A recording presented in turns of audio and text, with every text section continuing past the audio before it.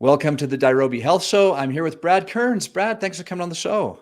Oh my gosh, Dave, how exciting. Thanks for having me. I had a great interview with you on the B.rad podcast, and it was such a pleasure to catch up. One of the greatest bios that's ever come across my desk, with your Oh, your golfing please. exploits, your incredible endurance performances, and getting strong in the gym. You're an all-around guy, just tackling all these amazing goals. And we're in a similar age group, so it's so inspiring to see what's possible out there, even past our prime from our college years. There's no reason why not to just keep hitting Whoa, it. And yeah, whoa. I haven't hit my prime yet. Have you? that's right. That's right. Many more things to accomplish ahead. Yeah, I love it. Well, thanks, Brad, for that. And it was super fun to be on your podcast. And for those of you listening, Brad and I went back and forth with one miscue after another, an injury, this or that would happen. I think we started trying to connect for his podcast a year ago. And I think we did the interview, a month maybe Yeah, ago. you, you, So you never give up. That's what it's all never about. give up. And it was Persevere. and it was so worth it. It was great to connect. And for those of you that don't know Brad, let me read his bio because this is a really, really interesting bio. Brad Kearns is a New York Times bestselling author, a Guinness World Record setting professional speed golfer, a number one ranked USA age 59 to 59 high jumper, and a former US national champion and number three world ranked professional triathlete. Amazing, Brad. He hosts the now your podcast. Do you call it the Brad? Do you call it the B.rad podcast? Because there's B.rad podcast. I Yeah. love it. The B.rad podcast. It's his name Brad with a period behind the B. So the B.rad podcast, which by the way, you guys got to go listen to. He's had some outstanding guests. It's a wonderful podcast. He talks about everything from healthy living to peak performance, personal growth, and his carefree style lifestyle, and has a great sense of humor. He's written over 20 books on health, diet, peak performance, and ancestral living. He has done a lot of collaborations actually with Mark Sissons of Mark's Daily Apple, right? You and Mark are good friends, I understand. We've been writing together for 14 years now. So a ton of Wow. books, publishing books from other authors with Primal Blueprint Publishing. And Mark and I go way back to the 80s when he was my coach when I was competing on the professional triathlon circuit. He's older than me, and so he had a great career in endurance. He was an Olympic trials marathon runner and fourth place in the Hawaii Ironman World Championship in the early days. And he Wow. had a really novel approach to triathlon training that transformed my experience from this struggle and suffer mentality where everything was all about how many miles a week are you doing and how many hours a day can you train. And his was more refined and sophisticated, where you would just focus on what he called these breakthrough workouts, where once in a while, maybe once or twice a week, you would get into the bicycle mountain climbing and go for 100 miles at a good pace. And that would be your bread and butter. And the rest of the time, you would nurture and care for your body and do shorter workouts, easier pace, and allow the body to recover and develop from the hard workouts. And that allows you to skate free from a lot of breakdown, burnout, illness, and injury that is very common, especially in the endurance sports where everyone thinks they have to get up every day and write something impressive in their training log. Interesting. He was way ahead of his time then. Yeah, as in many things. And of course, the primal movement, the primal paleo movement, he was one of the forefathers that really helped kick it off with Mark's Daily Apple. And we first published the book, The Primal Blueprint, in 2009. And boy, it seems like so long ago, but that was the very inception of this ancestral modeled lifestyle where we're second guessing some of the conventional wisdom that has been proven to be so flawed and dated and unhealthy. And it's been great to see the movement take off, just like we were kind of the early authors in the ketogenic diet space. Unfortunately, some of that explosion in popularity where something turns into a fad, I'm sitting back going, wow, what's going on here? Because people are misinterpreting and misappropriating the original intent of some of these dietary strategies. So it takes Interesting. it takes a deeper look and kind of critical thinking by the individual and a lot of testing and refining to figure out what works best for you, rather than blindly following what pops up on the next advertisement on your internet screen. Interesting. Now, I'm fascinated to hear you say that.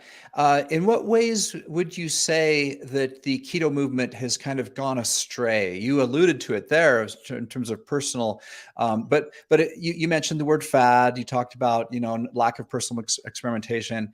There does seem to be like many things in health. Health and religion have a lot in common in a way, really, because as human beings, we get sucked in by charismatic storytellers, right?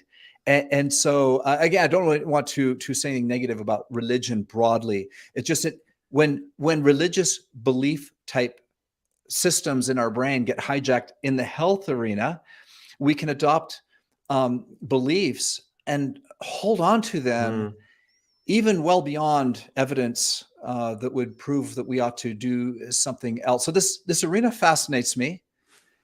And in what ways would you say keto has gone astray? Well, just when it's kind of reduced to a gimmick, such as going to the supermarket and finding something that says keto on the label.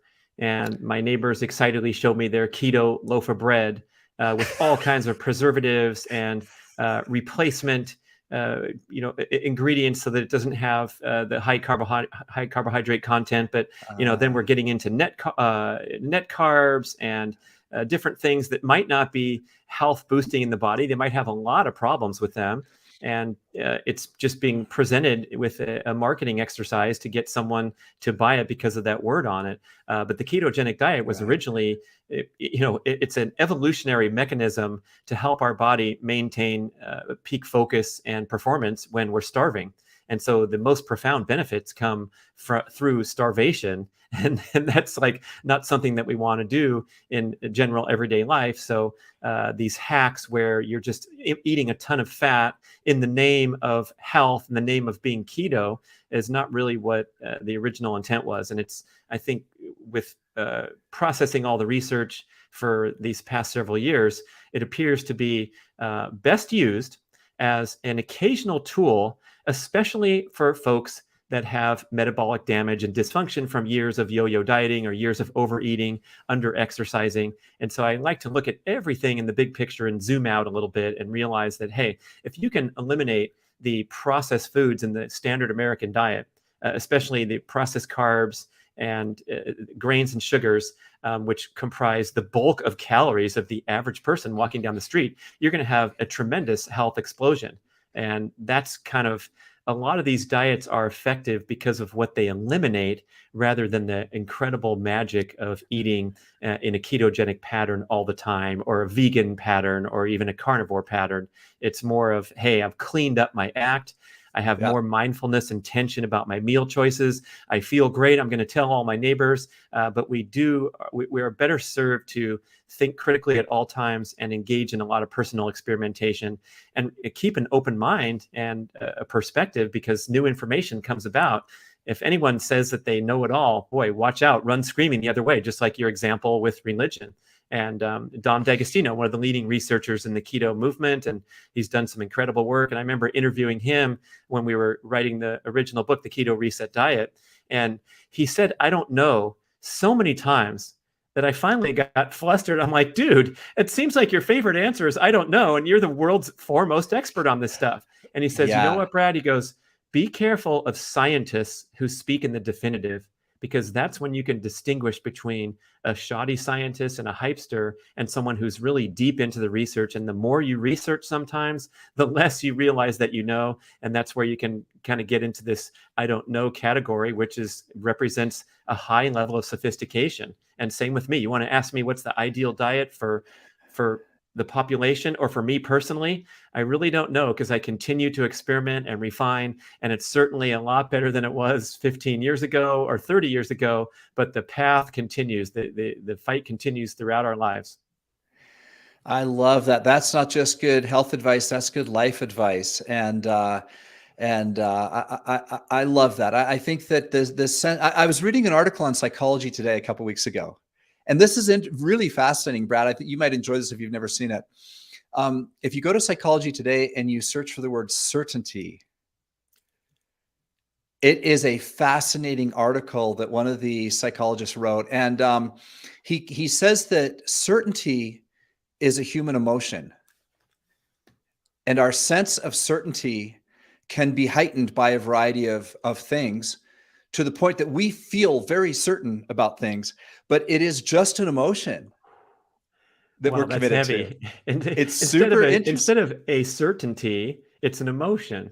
It's an emotion. Certainty, according to psychology today, certainty is an emotion, and we need to be able to process it in a mature way. So there's things that we feel certain about that we ought not to feel certain about, and that kind of underpins and underlies and remind, as you talked about that whole story, that thought came to mind. You'd be proud of me, Brad, since we talked. Me and a couple of friends. I got two buddies that we buy meat together. Okay, Nice. we have a local ranch where it's grass-fed pork and beef, and when the season comes around, we'll go in, and whoever wants the most meat will get a half, and the other two will get a quarter of a beef, for example. So today I went down to the butcher and picked up my quarter of a beef. Now, this time I'm getting interested in organ meats. We're hearing so many great things about organ meats. It's not something I do at all. Okay. Like most people, right? None of us really want to eat organ meats, but I've heard so many great things. And so I said to him, hey, tell the rancher that I want the organ meats. And guess what he said? He said, well, we're slaughtering 2 cows today, and you can have the organ meats from both, because we'll throw them out. Incredible. And so I went and picked up my quarter beef, and I have all the organ meats of 2 beef that I'm going to figure out what to do with. Oh my gosh, I'm in, man. I'll take a share of the organ meats. You can put it in the freezer box right now. Yeah, I mean, these are virtually indisputed scientific assertions. When you look at the nutrient density of the various parts of the animal, the liver stands tall as the single most nutrient dense food on earth. It's difficult to argue that. I know people that don't like to eat animals or whatever, but we've by and large rejected the organs in favor of the muscle meats that are the centerpiece, especially of the Western, the American diet, where we're eating hamburgers and steaks and chicken breast and thighs. And so it's been a neat awakening, especially in the ancestral health movement, because it's only been in the last few years where the focus has really been coming on liver and making this a superfood and an essential element of your diet. Same with bone broth. That's been an explosive product category, because there's agents in bone broth like collagen and glycosaminoglycans, which are unfound in almost any other food except for meat that's coming with a bone or the properly distilled bone broth. And so you got to go out of your way to order up some high quality bone broth, not the watery stock that you find at Trader Joe's for $2. I'm talking about the premium stuff that turns gelatinous in the refrigerator. That's how you know you're getting a good bone broth, because it has all the high collagen levels, and have that be a daily centerpiece in your diet if you want to have strong bones and connective tissue as you age. I make my own. I make it my Instant Pot. Fun. Yeah, it's great. Yeah. And the organ meats. So I pulled them, I laid them all out, and I'm like, honey, look, I got the organ meats. And she's like, gross. Yeah. So my wife was like disgusted. And I said, honey, our ancient ancestors ate the whole animal, and we're going to figure this out. And she goes, no, that's why they're dead. That's funny. We also can assert that traditional cuisine around the globe has organ meats as a centerpiece. Mexican cuisine, we have tripe, we have buche, we have cabeza, and you go to the street taco vendor and you can get those organ meats routinely at an authentic carniceria. Same with traditional French cuisine. We have a wonderful book, Bordeaux Kitchen, Tanya Teskey, incredible masterpiece that's 700 pages about French wine, cuisine, and culture. And there's pages and pages of recipe using the lamb brain and the thymus gland and the Rocky Mountain oysters of different animals. And I didn't get those. Every ancestral tradition dates back to the Scottish have the haggis, and we can just go on and on across the globe. And we've forgotten these traditions in recent times. And part of it is kind of the explosion of fast food culture, which happened, it started in the 50s and 60s. And we finally found the burger and fries that we could obtain with minimal effort, and the traditions of our grandmothers and whatever age group we're in, cooking and stirring the intestines over the stove to put into the wonderful soup. So the more we can recapture those ancestral traditions, and I'm talking about just one generation removed, we can make a huge improvement in our diet. Now, if you're not inclined to go and buy some of Dave's pieces there, we have the supplements. I promote a supplement called MoFo, which is a compilation of organs designed for male hormone optimization. And these are getting very popular now, where you can just buy a desiccated liver in a capsule and take several of those a day if you have a distaste for making an elaborate liver meal. I freeze the liver in little chunks and dump it into my smoothie every single morning. So I'm not a big liver cuisine specialist, but it goes into the smoothie. So I take it as kind of like medicine. I consider it. And then I dump a bunch of capsules in there too. So it's important to up your game in terms of the nose to tail eating strategy, is what they call it, where you're getting all healthy aspects of the animal in addition to the muscle meat. Now, hold on. Doesn't that make your smoothie taste disgusting? You have to put a lot of berries and bananas in there to kind of mask that liver taste.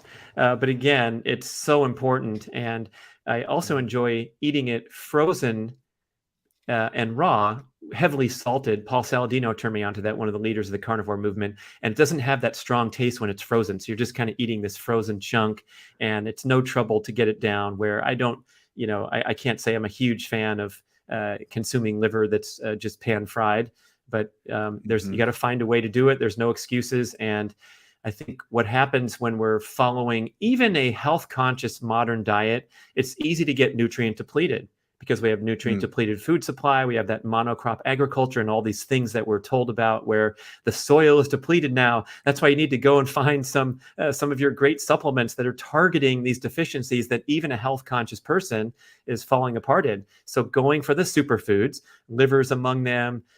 Oysters are highly ranked as one of the most nutritious foods on earth. Salmon, eggs, pasture raised eggs rather than conventionally raised eggs. Oily cold water fish like the sardines, anchovies, mackerel, herring, salmon, things like that, making them a centerpiece of your diet rather than an afterthought.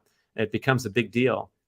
Yeah, for those of you listening, if you've never done the Google search farm fresh eggs near me, do that, because you're in for a treat. It's going to be like right around the corner. Hey, 4308, that's only a block away.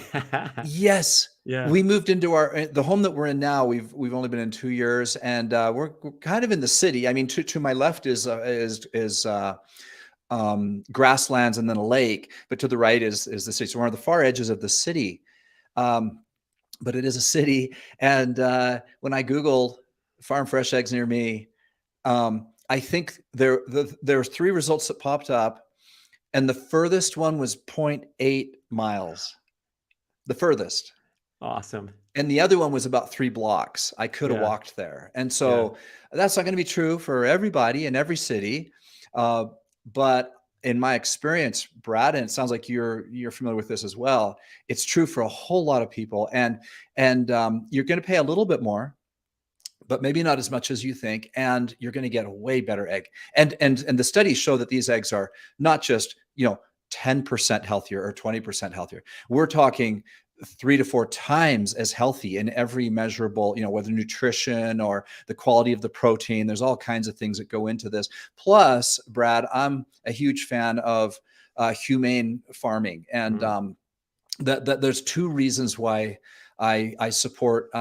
There's actually multiple reasons. One, I want to support local farmers and the whole local farming industry. I think that's important and part of getting away from the commercial food industry that we all live in. And the other is humane animal husbandry. Some people may say, well, but you're still going to slaughter the animal. Well, yeah, but for any life to carry on this planet, I don't care who you are, what species, something has to die, whether it's the carrot or the animal. Where we live in a circle of life, right? Where everything thrives and then dies and then decays. And it's just a cycle, just a natural cycle. And somehow we seem to forget that as we get in these conversations with people. And And I appreciate the underlying moral premise for people who don't eat meat, for example. I can live with that, but at a certain point as well, though, they got to understand mine, and that is that I look at it from a scientific point of view, and the fact that we are omnivores.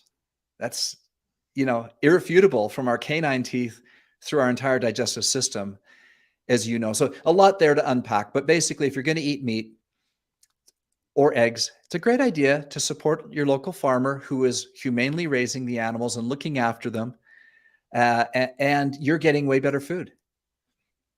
Yeah, well said. And I don't like to get too controversial about these things, but it's interesting how we are again trying to protect these fixed and rigid beliefs, and perhaps drawing an arbitrary line like, well, I don't want to eat an animal because that's my moral belief system. But if you're eating that carrot that was plowed in the field where a lot of moles and squirrels and things lost their life due to the rototillers, are you saying you don't want to eat larger animals? Or, I mean, where's the cutoff point? It's almost impossible to live in that clean a manner and go unscathed. We're golf fans, and I'm fascinated by this new LIV golf tour that has money dwarfing the PGA tour and is pulling the players away. And some people are saying, well, look, this is Saudi Arabia finance. So those guys have a terrible record of human rights, and we should, reject anything they're doing. And hey, I respect that.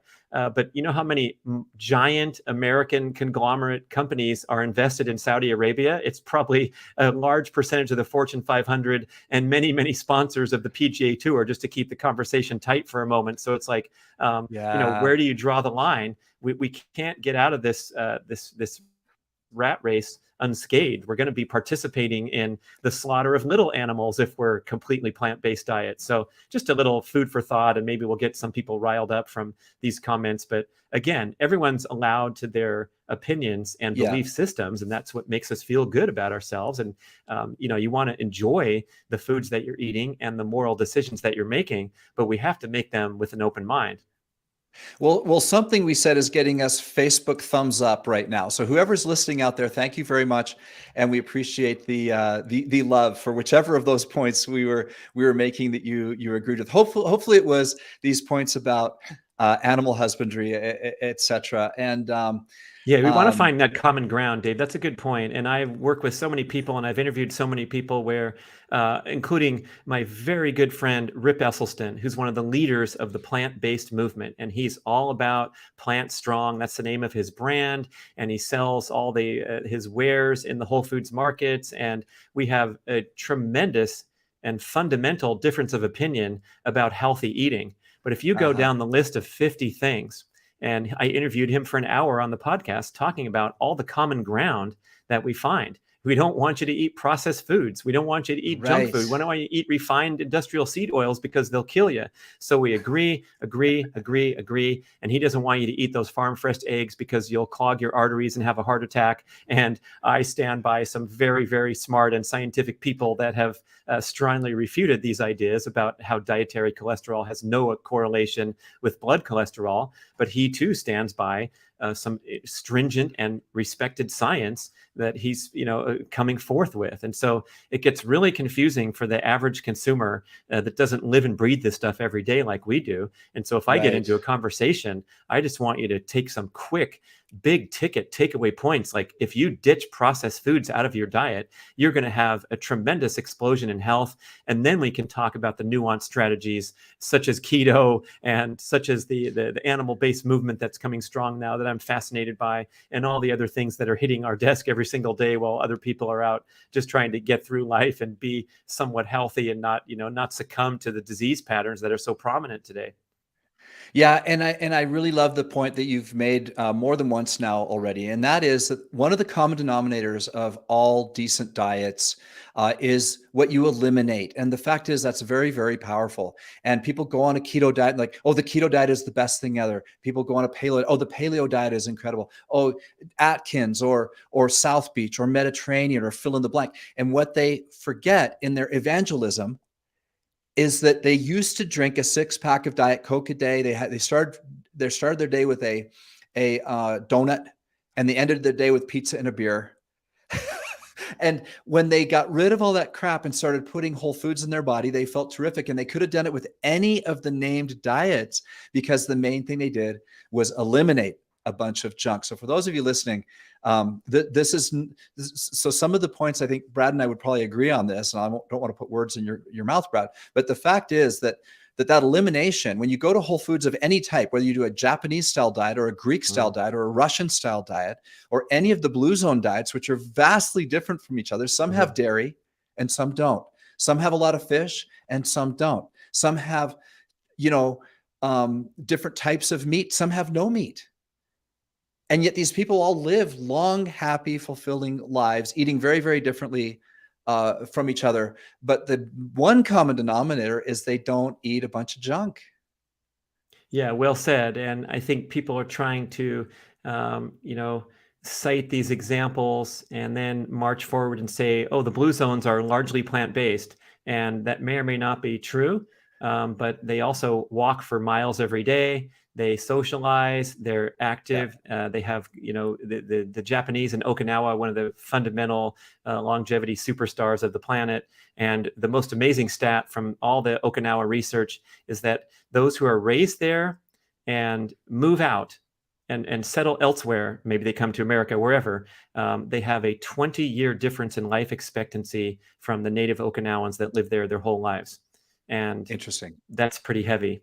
And one of the biggest takeaways from Okinawa is not even forget about their diet for a second. They have these excellent social networks and lifelong ties where they have and they have a purpose for living. It's called ikigai, where they have something to do. Even the elderly are loved and respected, and they socialize and they gather and they talk, and they feel like they wake up every day with a purpose. And that's what makes for a long, healthy, happy life, is that mental aspect. We need to overlay that into this obsession with perfection in the diet, because now we're seeing sort of a backlash of people, in the fitness community, how people overdo it and compromise their health.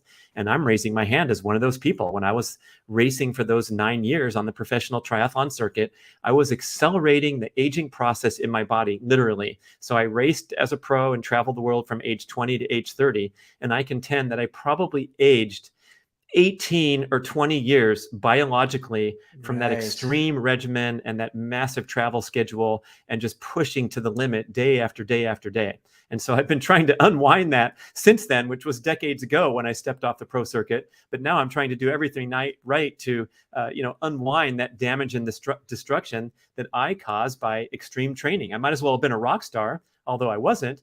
I was in that same path as the rock star, partying and not sleeping and being on the tour bus and who knows what else they were doing that was quite different from me. But we still ended up in that path of overly stressful lifestyle practices. Super interesting. And I don't know if you follow Precision Nutrition at all. When I got my health certification with Precision Nutrition, they were the number 5 ranked certification on the planet. Now they're considered number 1. And the thing that they're doing right now, Brad, and I'm actually getting a certification in, is called SSR, Sleep, Stress, and Recovery. Wow, cool. And they have a concept called deep health. And I'm really fascinated with this. And we're trying to teach this to our customers. And deep health is the realization that the 2 prongs of fitness and nutrition that everyone focuses on for their health are only 2 parts of a 6-piece puzzle. And all these people that maybe have done all the right things with their fitness and nutrition, but just can't lose weight, or they just can't sleep, or they just can't do this or that or the other thing, it's because of these things that you said. The Seventh-day Adventist Blue Zone in California has a lot of similarities to what you said about the Japanese one.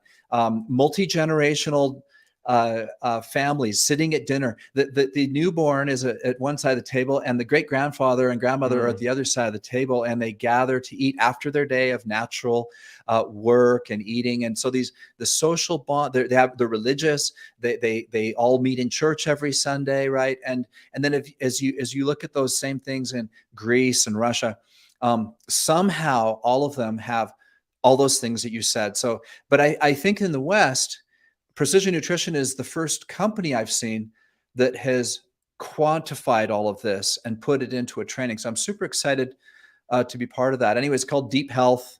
For those of you listening and interested in following up on this, go to precisionnutrition.com and Google the term. You'll see some graphics and some explanation of this. I think it's the next big movement in health and wellness. It's the realization that sleep, stress management,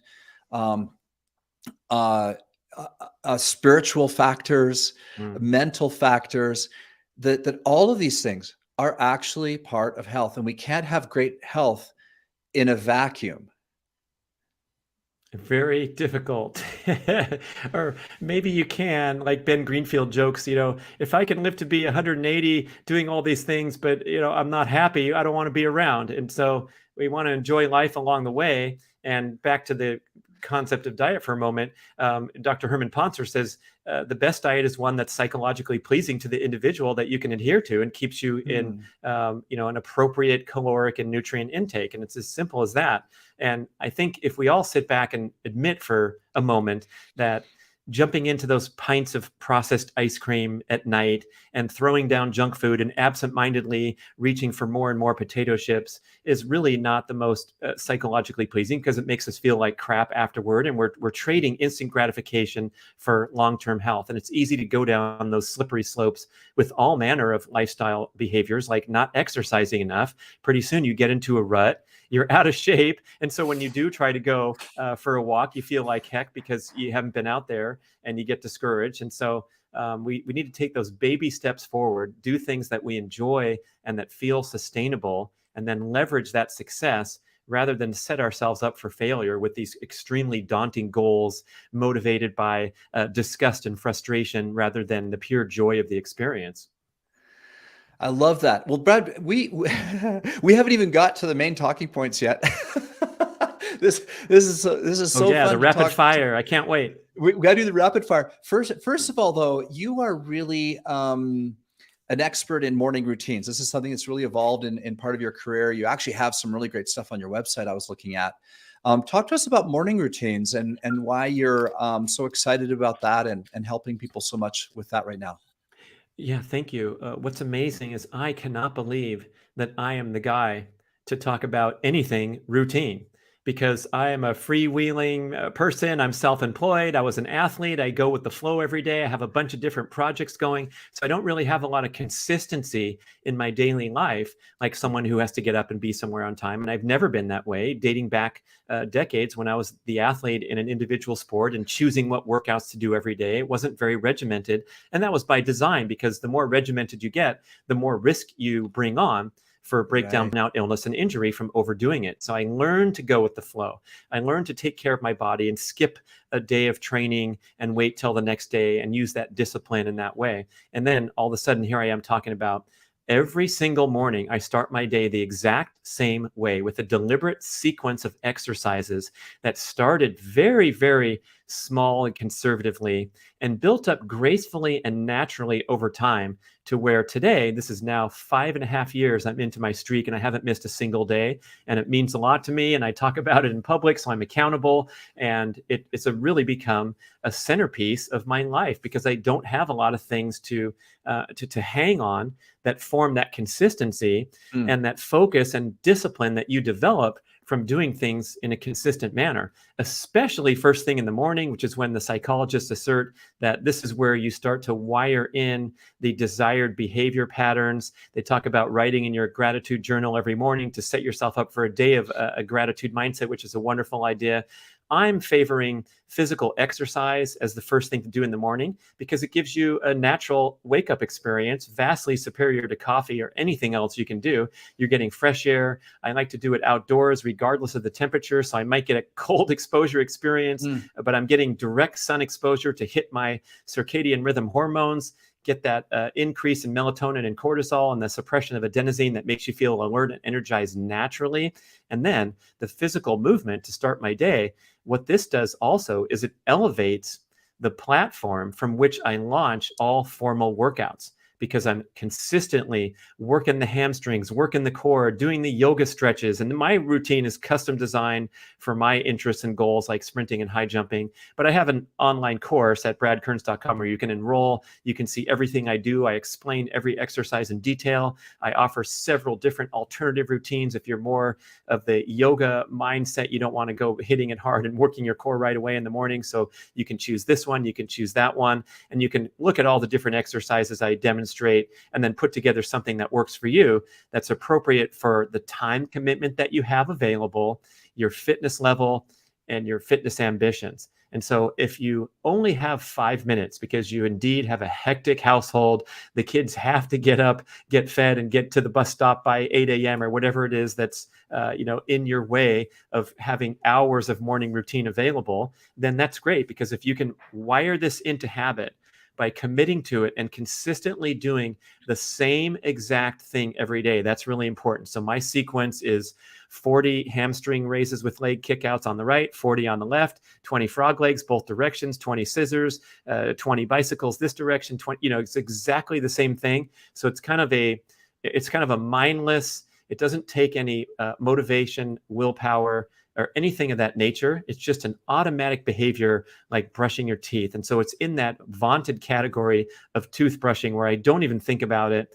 I don't even judge it. I don't even need to judge it as awesome every single day or to dread it because I'm tired from the previous day's workout. I just wake up and I hit the deck and I get going, and it's been a life-changing experience in so many ways, from the fitness side as well as from the mindset side. And I'm wishing that focus and discipline will carry over into all other areas of life. I'm still going to admit that I have like a C+ or a B- grade in terms of how my ability to focus on the screen all day is. Sometimes I get sidetracked to looking at YouTube videos of Olympic high jumpers, but at least I'm disciplined with my time and doing something proactive and in service of my health first thing in the morning. In contrast, what do 84% of Americans do immediately upon awakening? They do the same thing. A recent survey by Adweek confirms this. You know what it is? Pick up their phone. They reach for their mobile device, and half of that 84% are doing it while still in bed. In other words, the phone is plugged in close enough to their brain in arm's reach to get that EMF going all night. And as soon as you engage with a reactive opportunity like that instant gratification, reactive mindset turns on, the dopamine pathways are flooded. And the psychologists assert, Dr. Nicole Benders-Hadi, I believe is her name, she says, once you engage that type of thinking pattern, you will never recover, quote.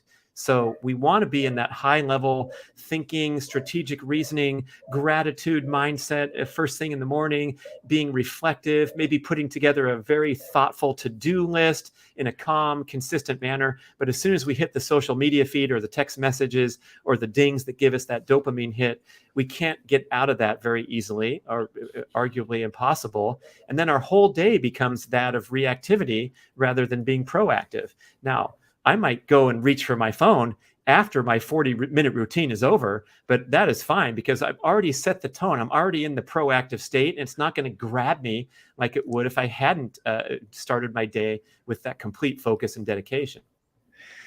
I'll tell you something, Brad. I totally agree with this personally. Like, everything you're saying resonates with me. The research that you quoted makes total sense to me.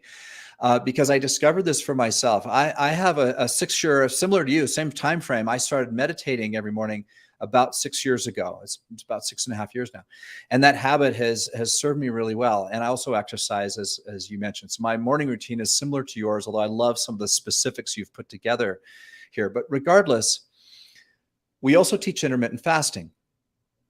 And one day, I don't remember when it was, maybe a year and a half ago, I realized that I had to stop looking at my phone first thing in the morning, because sometimes I'd be sitting trying to meditate, and instead I was bugged. I was bugged by something that I saw, a news story, something someone said, an argument, a nasty comment, whatever it was. And I thought, well, but it's not realistic to get away from it. I don't want to, I'm not one of these people desiring to get off the grid in a cabin in Montana either. And I'll tell you what I did, Brad, and it's served me super well, is I combined my social media phone time with my eating window. So I do not look at social media. I look at my phone and do any social media at the exact same times that my eating window is open. Mm. So I usually eat my first meal about 10 or 11 o'clock in the morning, and I try to have dinner done by about 6:30. And so both before that, I don't look at my phone, and after that. And that little habit has served me really, really well. And that just tiny adjustment of just not looking at it first thing, so you can let your mind and your spirit and your emotions, all that, just not be affected by that. But instead, like you talked about, the difference between proactivity and reactivity is huge. But that's what works for me. So I didn't go zero tolerance. I didn't go, I'm not going to go on Facebook or Instagram. I just was like, it's about when I go on Facebook or Instagram. Yeah, it's nice. It's kind of like a reward where you get to eat, you get to enjoy some entertainment and some leisurely scrolling. And I am a huge fan of social media. I think it's so cool to connect in this way that we never could before. I mean, I never would have found you without the engagement of the internet. Right. However, it's ideally used with that discipline and that proactive mindset where I'm going to go and maybe even type in my favorites and look for those posts rather than just get sucked in for a longer time than was intended. That's the one of the definitions of addiction, is that you engage for longer or you use more than you intended to use. And so I'm really working hard on, as far as a rapid fire question, I'm working hard on not being addicted to anything, including my precious and wonderful, enjoyable workouts, and including my pristine diet, because sometimes when you fall off track and you're in a celebratory setting and you can't eat perfectly, you don't want to have that mental anguish that a lot of people come up for a lot of people when they fall off their routine. It's better to, be free and explore and not be attached to anything. I don't know. I have one addiction, and I keep keeping it on purpose. I love caffeine. And I have a natural energy drink that I take first thing in the morning. I know this is against everything you just said. I have like an addictive personality. Okay. As a kid, I got into all kinds of trouble because of this. And I know that I'm still susceptible to this. And so I kind of feel like, well, I should just embrace one addiction and then just not have any others. And so I love caffeine. I love a pre-workout drink. I feel like it just wakes me up and I feel that extra energy. I feel like I get an extra pump when I work out. There's a lot of studies on caffeine for athletes.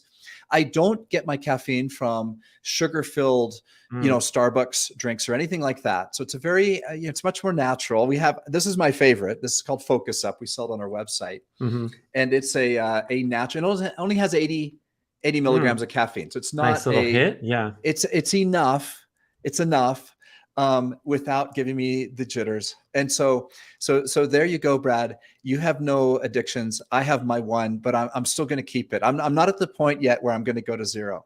Yeah, I guess if it improves your life, it's not really in that traditional definition where I think, that term addiction is used for something that is dragging us down and being a net negative in our life. And I guess I would say I'm addicted to dark chocolate because I have that as a dietary centerpiece, and it's my one indulgence, really. So that's kind of cool because I don't necessarily, overdose on it. You can only eat so much chocolate a day, and I eat a ton. But if I had a wider net of, I'm also a fan of cheesecake and ice cream, then it might be getting out of hand. But right. Yeah, a positive addiction, we'll call it, is okay. Or a huge enthusiast of caffeine before workouts. I love it. Proactive addiction. There you go. Addiction, one that you've chosen. It's a choice, man. It's a choice. Yeah. And you're not going to crash your car because of it or get anyone else hurt or anything like that, right? So. There we go. Well, listen, I'm going to do a little thing called rapid fire. I'm just going to throw out some words, and I just want you to riff whatever comes to mind. We mentioned one of them earlier, but I still want to do this one anyway. Eggs. Pasture raised. Google. What's the Google again? Farm fresh eggs near me. Farm fresh eggs near me. Yeah. Anything like that. Yeah, the nutrient density is vastly superior. And now they're widely distributed. There's a company, Vital Farms, that's like a consortium around the country where you can find it in most quality supermarkets. So there's no excuse to indulge in conventional eggs anymore with pasture raised so prevalent. How often do you eat eggs, and how many? As many as I can each day. And I think we really Oh, have to wow. take a sledgehammer here and once and for all, destroy this myth that's been perpetrated for decades that eggs are high in cholesterol and therefore will raise your blood cholesterol. The Framingham study, the largest and longest longitudinal study of health in history, the best study we have since 1948, tracking the residents of Framingham, Massachusetts on all their lifestyle habits, not just diet, shows no correlation between cholesterol intake and blood cholesterol levels. So if you slash your dietary cholesterol, you will just make more cholesterol internally. And cholesterol is extremely important for the adaptive hormones and the sex hormones. So the egg is one of the nutrient centerpieces of the planet. It has been so since the beginning of human evolution, 2.5 million years. We thrive on these type of foods. And anyone who's talking about an egg white omelet on the menu, you know what they call that at a recent restaurant I saw, Dave? The What? triathlete omelet with egg whites and tomato and avocado. And it's like, I guess, connoting that a triathlete is healthy and that also egg whites are healthy. And I might take the opportunity to argue that neither of those are inherently healthy, and they're inherently unhealthy, actually, because the yolk is the centerpiece where all the nutrient density is and the high levels of choline and the B vitamins and things that you really need in your diet that are hard to find. And the white is just simple protein. So all the way with the full egg. I love it. Now, give me some idea, though. You said as many as you can. How many can you eat in a serving, in one meal? Well, I will crack raw eggs into my superfood smoothie in the morning, and then I'll have, 3 or 4. And it's really a Okay. concerted effort to eat more of that so that I do not fill my daily dietary intake with nutrient deficient foods. So if you want to characterize my diet today, I'm trying to rise above the little niches, and I'll say that I'm focused on nutrient density, maximizing nutrient density. And I love it that. might be called animal-based because most of the nutrient-dense foods on Earth are from the animal. We talked about the superfoods, but I will eat as many nutritious carbs as I need, especially in terms of fueling my performance and recovery. And so that takes me out of this low-carb niche where a lot of that stuff is not appropriate for someone who in my age group is still trying to perform and recover. I need my nutritious carbs. And what are your favorite nutritious carbs? That's another question on my list. Dark chocolate, more dark chocolate, which is very low in carbs. But if you eat as much as I do, you're going to be getting some carbs from there. I've recently. Do you really eat that much chocolate? I probably eat a bar a day at least. And these are the highest quality bean to bar sources from around the world. I'm a connoisseur. I order from all over and I try to find the most delicious bar. But it must be bean to bar because conventional chocolate is largely sourced from child slave labor in Africa. So if you want to be a conscious person, and I'm talking to you, Mr. or Mrs. Plant-based, who doesn't want to kill an animal, but you're buying a Hershey chocolate bar or one of the big brands, you are supporting child slave labor in Africa by virtue of the price that you paid. And so we pay way less for an average chocolate bar than we should to ensure that the farmer gets a fair price for those cacao beans. So I'm talking about exquisite, high quality, high percentage cacao dark chocolate, 80% or higher. I found a good one the other day at my local store that stocks this kind of bar. It's from Uganda. Yeah, I mean, the beans come from the equatorial regions. That's where cacao grows. It has to grow 20 degrees latitude or below. It grows on one of the Hawaiian Islands only because you have to be under that niche, I think. Anyway, so I'm sourcing the best quality dark chocolate. But to answer the question, I've also drifted toward greater consumption of the least offensive plant foods in recent years, inspired by Dr. Saladino's carnivore message and second guessing the idea that the leafy greens and the cruciferous vegetables, which are widely regarded as nutritional powerhouses, also have higher levels of plant toxins. So for sensitive people, it might not be the best choice, even though they're widely regarded as the superstars. So I'm going for the easier to digest foods from the plant kingdom, avocados, fresh fruit. Of course, fresh, seasonal, locally grown fruit would be the optimal. Mm-hmm. And that's what we try to do. We go to the farmer's market and raid that place in the summer because it's not going to be there for many months of the year. So I'm going for the nutritious, colorful carbohydrates and largely calibrated to my workout energy expenditure, which is high. Therefore, my carb intake is much higher than when I was experimenting with other types of strategies. Favorite way to prepare vegetables?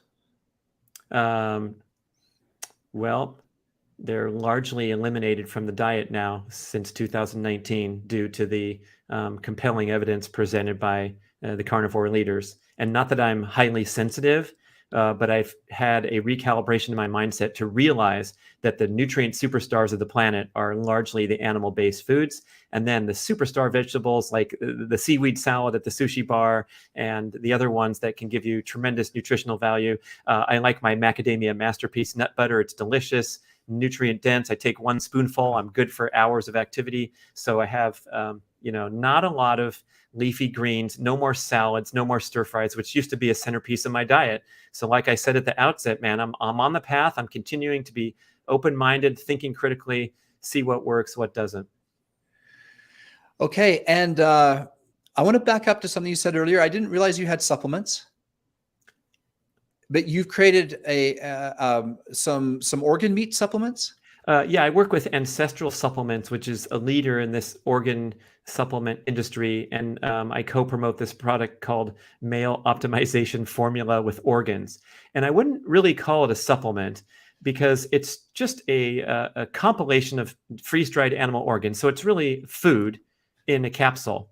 And I have an intense interest in supplements. I've been in the industry for a long time. And so, something like magnesium that you put out, that's a great opportunity to supplement because it's very difficult to get sufficient amounts, even in a healthy diet. But then with this organ capsule, it's sort of instead of preparing the heart and the liver and the kidney or whatever's in your freezer, fortunately, you're getting, of course, a superior source is always the whole foods. But that's sort of a shortcut to things that I'm missing in the whole foods department in my diet. Well, guess what? I told you the funny story about my wife earlier. And let me tell you the rest of the story. She is a doula and a birth assistant, and she's currently apprenticing to be a midwife. Okay. She loves everything to do with childbirth. She loves supporting the mother. She loves the miracle of when a baby's born. I mean, this is just really a part of her life mission, And so it's really cool for me to support her in that and hear her stories of these variety of stories of childbirth. Well, after she mocked me for thinking she would ever eat liver or heart or any other organ meat, she said, well, the thing about it is every midwife I work with is telling the mothers to eat organ meat and none of them will do it. She said, is there a way that we can take this and dry it and put it in a capsule? Let's make our own supplements. And so it's funny. That was her follow-up to her snarky remark, is if there's a way to just swallow it. But anyways, twofold. One, pregnant mothers really thrive and could use organ meats. And that makes intuitive sense after everything you've said as well. And then the fact that none of them want to eat it. Very few people want to eat organ meats. It's a social programming. It's very interesting how, go ring up your grandmother or great grandmother and ask them what they ate, or find out from folklore. It was all the traditional cuisines across the earth. And then, in fact, that's how they survived and thrived, is to have a nutrient-dense diet. That's how we grew bigger brains than the gorilla who spends 11 hours a day chewing on roots and stems and leaves to get that tiny brain fueled with vastly inferior nutrient density to the human diet. Okay, one last rapid fire. Strength training. My quick quip, the first words that come to mind, I would say micro workouts, because I think this is a barrier that a lot of people have run up against and are deficient in strength training, especially females. You see the females climbing the stairs and pedaling the bicycle, and then these giant buff dudes hoisting heavy plates. That's the experience I walk through the gym and see. And we all have a tremendous obligation to strength train, but we can tiptoe in that direction by doing simple body weight exercises in a workout that lasts anywhere from 1 minute up to 30 minutes, right? A proper strength training session. But if you can just get up from your desk, and drop for a set of 20 deep squats, you are getting a tremendous strength training stimulus to something that's fundamentally important to the human to be able to perform a squat. And so let's smash that barrier out of the way. Everyone can strength train, take little opportunities throughout the day to put your body under resistance load, and you will have a great potential for continuing to progress and getting into more formal workouts. I buy a pair of those stretchy cords that you can hang from a doorknob or a chin-up bar, and you can just pull the cords. And I had my dad doing it when he was 95 years old. I said, hey, look, do some of these for your core, and anyone can do it. And it's so simple, inexpensive. You don't have to put your body on the load of a heavy bar. Maybe someday, because lifting heavy weights is super important. But I want to embrace a bigger audience for strength training. Fantastic. Well, last question, Brad, something that's near and dear to your heart, and that is aging gracefully and adjusting a nutritional and exercise plan as we go. Probably more, I guess, exercise than nutritional. So talk to us about that. And you mentioned how, as a younger man, you beat the crap out of yourself and maybe took some years off your life. Now you're in the opposite boat of wanting to be really healthy and extend your life. So how's that working? What are you learning in that journey? Yeah, now I'm a high intensity athlete. So I do explosive workouts. My favorite things are to do high jumping and sprinting.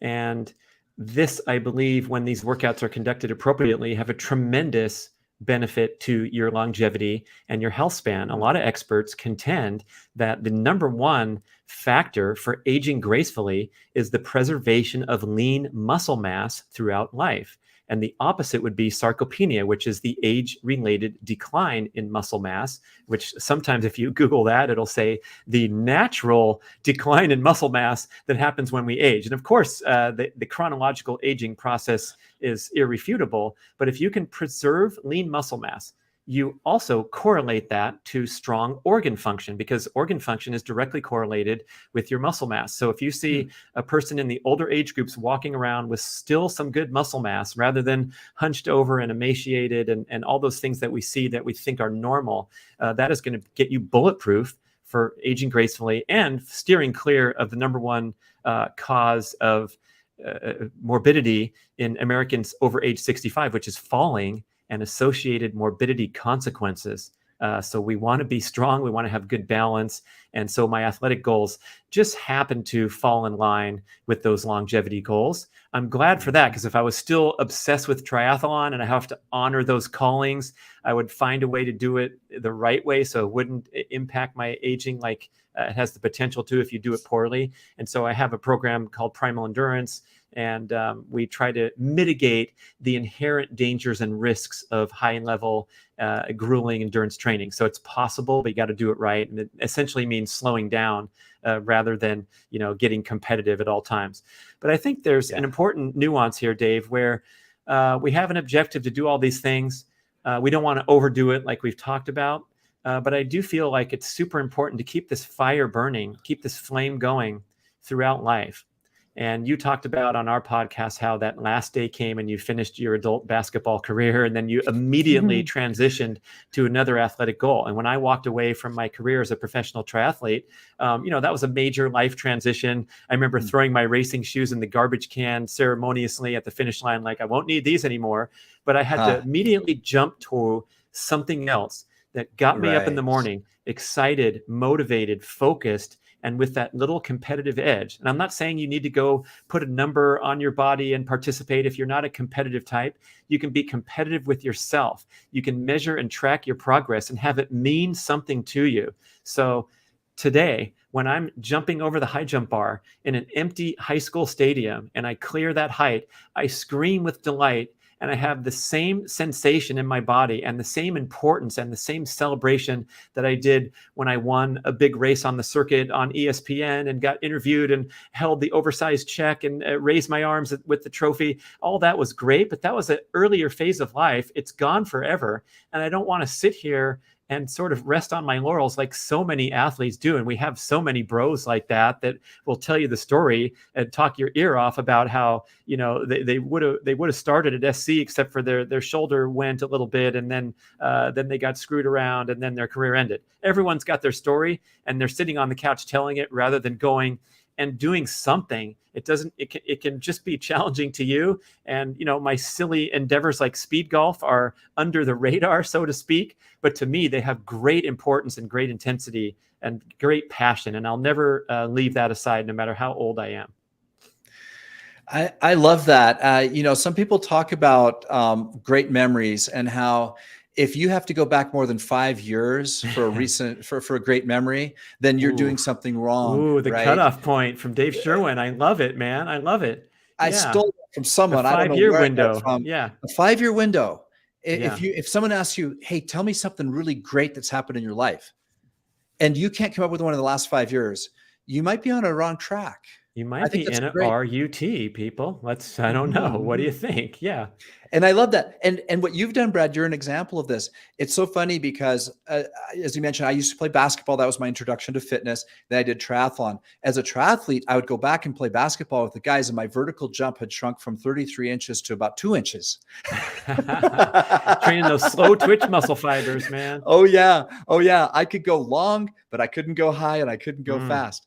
And so it fascinates me about your story that you were a triathlete for years, and now you're a jumper, because those two are totally different systems. Yeah, everything is so different. It's funny. I mean, I raced Olympic distance, which is about a 2-hour race, and of course up to Ironman, 8 hours. And now literally my athletic endeavor takes 1 second. That's how long you are in the air when you're jumping over the high jump bar. And so I'm not naturally genetically adapted to be a high jumper. I was terrible in high school. I would practice with the girls because I wasn't good enough for the boys, but I was the fastest mile runner in the school. And I was 12th in the nation in junior Olympics. I was an endurance athlete all the way. I was a skinny little guy, but I was fascinated by the high jump, even at a young age. And so now it's my compelling athletic goal. And guess what the good news is? When you're 57 years old, a lot of those superstars that jumped miles over me are gone. And it's like a war of attrition, to where right now I have the top ranking in America this year. And it's not that great. I mean, I'm so happy to,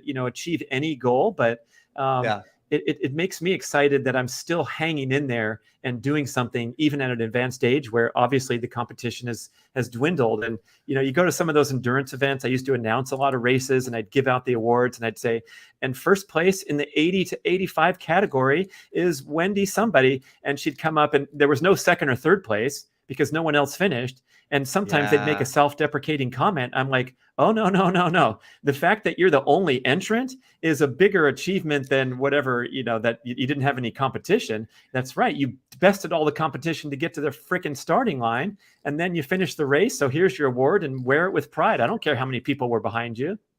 Absolutely. I used to make a point, Brad, at the end of a race, we'd often gather around with anyone I knew, we'd chat and everything. But I used to make a point of going to the finish line later and watching and clapping for the people when there's only a handful of people left. Like maybe someone's child is waiting for their mother to cross the finish line. There's like no one else there. And that was a fun thing to do. I used to find it really fulfilling to watch those people that a lot of them don't look like athletes.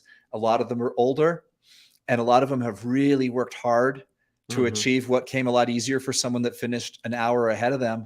But I found it really fulfilling to watch those people cross the finish line who maybe had those thoughts like you're describing and shouldn't have. And I always felt like someone needs to clap for these people that the crowds have all gone away, but they're still out there working. And it's absolutely worth handing the finisher prize to those people. And they should feel very proud of it. I love that. Nice. Yeah, I think we have a widespread problem of getting caught up in the measuring and judging forces of the modern world, and getting caught up in the numbers and comparing ourselves to others and uttering self-deprecating comments day after day after day that kind of hold us back from, higher objectives and greater appreciation and enjoyment. And even when I was competing as a pro, when everything was so serious and intense and it mattered so much, and my picture was in the magazine, and we're on TV, and all these things that make it seem super important, I had to learn the hard way to get over myself and realized that it was just all about the process, the enjoyment of the journey, the richness of the experience of challenge yourself to a peak performance effort without an unnatural or unhealthy obsession or an attachment of your self-esteem to the outcome. And when I was able to exist in that space, that's when I went and won races on the pro circuit. But when I get caught up and start to get my ego involved in the game and start to do too much measuring and judging against my my training partners or my fellow competitors and get discouraged because I had a bad race and I expected to do better, that's the stuff that sent me in a downward spiral to where I was making bad training decisions, overtraining, becoming exhausted, fatigued. And so it was kind of the opposite of what we glorify in the movies, where, you know, we see the tough athlete and he's puking on the side of the track and then he's doing one more rep because he's so tough and he wins the race at the end. And all that stuff has created a negative and unhealthy mindset for the average fitness enthusiast, where it's like, whatever you do is awesome and any step forward, and you don't have to judge it. You don't have to compare yourself to anyone but yourself. But at the same time, you know, inject some competitive intensity in your life so that things matter to you and you push yourself and challenge yourself. That is a great kind of final thought right there, Brad. Let's just end the podcast with that. That's a beautiful closing statement right there. Unless you got anything else you want to add. Now, do you have anything else you want to add, or should we just talk about where people learn more about you and your stuff? Yeah, that's a great closing. That's my best message I can give, especially when I talk to groups about my athletic experience. That's my best thing I can share, is that your results come naturally when your motivation is pure. So you want to cultivate that pure motivation.